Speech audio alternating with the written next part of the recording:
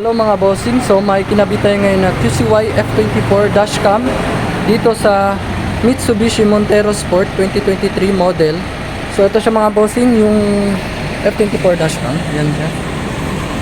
QCY 4K Ultra HD, tapos 1080p sa likod, 4K Ultra sa harap. So full screen to mga bossing, 100% plug and play. So wala tayong puputulin na wire. So yan siya mga bossing, 9.66 inches. So mga bossing, dito pala nakalagay yung reverse camera nya. Check natin mga bossing. Ayan, dyan sa loob. Dyan pinalagay ni bossing yung camera para safety daw yung camera nya. So sobrang ganda ng pwesto niya mga bossing. So ito siya mga bossing, yung QCY dashcam. Ayan. Ito yung front camera nya. Tapos ito yung dual cam.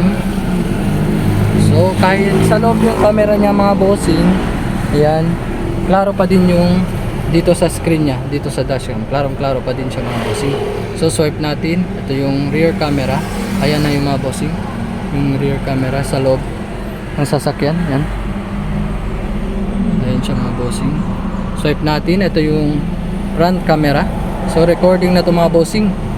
So kompleto na mga bossing, nakaset na yung ano niya, plate number, tapos yung oras. Diyan na yan mga bossing. So, set natin. So may ano yan dito mga bossing, oh. Pwede nyo yung pindot yung button nya. Tapos nag-off yan. Pero recording pa rin yan mga bossing. Pindot natin. So yan.